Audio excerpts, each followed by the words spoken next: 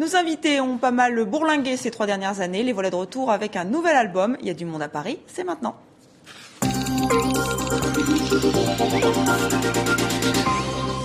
C'est un groupe sans leader, un groupe de copains, de frères et sœurs qui se sont choisis. En 2007, Moriarty s'est fait remarquer avec un premier album à l'univers folk. Depuis, ils sont partis en tournée. 2 ans sur la route. Le temps de composer leur nouvel album, The Missing Room. L'album vient tout juste de sortir. C'était le 26 avril. Et vous l'avez donc amené avec vous et vous me l'avez donné. Rebonjour Rosemary et Stéphane. Alors vous êtes 2, mais vous êtes 6. Dans ce groupe, Moriarty. Voilà. Et voici donc cet album, très bel album, alors que vous avez fait avec vos petites mains, Stéphane. On va voir des dessins tout de suite. Alors, on va voir les dessins que vous avez faits, parce que c'est important. On a vraiment l'impression que vous avez envie maintenant vous avez eu beaucoup de succès en 2007, mais vous avez envie de garder votre authenticité, de ne pas vous laisser happer par le système, c'est ça? Ben, c'est un peu ça. Et puis en fait, nous, ça fait 12 ans qu'on travaille ensemble et au début, on travaille dans une petite cave et on a fait ça pendant des années avant d'être découvert et d'avoir le succès qui nous est un peu tombé dessus. Mais on a toujours essayé de tout faire un peu tout seul et dont les illustrations, les photos et ça c'est effectué par Stéphane. Voilà. Il y a un numéro de téléphone juste. J'aimerais bien savoir. On va revoir la couverture si vous le voulez bien de ce nouvel album de Moriarty. Il y a un numéro de téléphone si on appelle. C'est pour les gens qui sont un peu curieux et observateurs. C'est ce qu'on appelle une porte d'entrée. En fait, notre guitariste Charles a un peu une lubie ou une passion qui est de composer des énigmes. D'accord. Et c'est un peu aussi une sorte de chasse au trésor. Une chasse au trésor. Mais votre album aussi, c'est un peu une chasse au trésor. C'est assez mystérieux. On va tout de suite écouter le premier single, Isabella.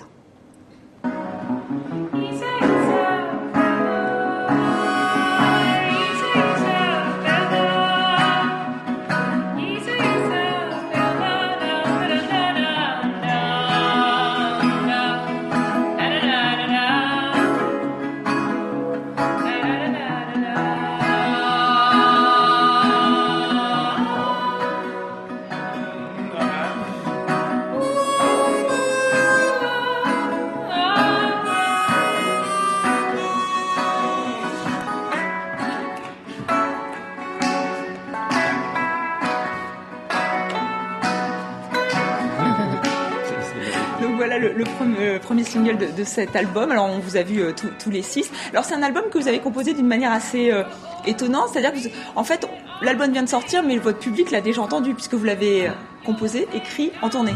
Pourquoi ? En tournée et surtout on a commencé à le jouer. Ouais, à le jouer alors que l'album n'avait pas été enregistré.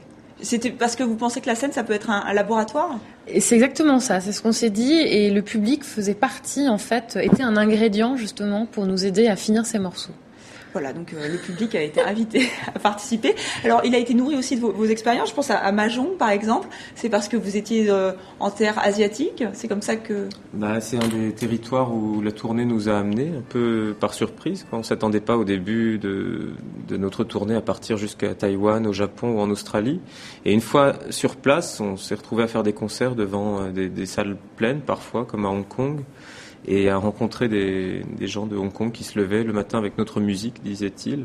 Donc ça nous a un peu entraînés aussi, nous, à nous perdre là-dedans et à découvrir les villes la nuit. Après les concerts, on allait s'échapper et se perdre dans Hong Kong ou Taïwan. Et on en tirait des histoires, des photographies, des textes. Oui, c'est toujours... On a vraiment le sentiment de... Même si on ne comprend pas l'anglais, car vous écrivez en anglais, on a vraiment le sentiment parfois d'être dans des petits films, des petits scénarios. C'est comme ça que vous écrivez votre chanson. Isabella, ça m'a fait penser à Laura avec Jane Turney. C'est comme ça que vous concevez ces chansons ? En fait, effectivement, on aime bien qu'on nous raconte des histoires. Donc on récupère aussi des histoires qu'on nous raconte sur la route, des histoires qui nous arrivent. Et puis on invente aussi beaucoup d'histoires. C'est comme s'il y avait des fantômes, il y a une ambiance un peu hantée. Il y a effectivement Parce que des vous aimez le mystère ? Non, il y a effectivement des fantômes. Il y a des histoires inventées, puis il y a aussi des histoires vraies, comme l'histoire de Sean Sellers, qui est l'histoire d'un des plus jeunes condamnés à mort américains dans l'État de l'Oklahoma, qui avait été condamné à mort à l'âge de 15 ans et demi et qui a passé donc 13 ans et demi de sa vie en prison avant d'être exécuté. Et il se trouve qu'on a eu accès à ces journaux parce qu'on a fait une musique pour un documentaire sur lui et donc voilà, c'est ce genre d'histoire un petit peu qui hante l'album. Et alors le choix du folk, alors c'est vrai qu'il y a on sent une nostalgie de l'Ouest américain, un certain fantasme aussi. Ça vous réunit tous les 6 ? En fait, je crois que c'est pas vraiment conscient parce qu'on n'a pas été tant que ça aux États-Unis tous ensemble. On a fait quelques concerts, mais surtout on a des origines tous un peu américaines et des attaches particulières familiales. Et on s'est beaucoup nourri de musique américaine, mais je crois qu'il y a aussi, en tout cas sur cet album-là, des influences musicales qui sont très vastes aussi.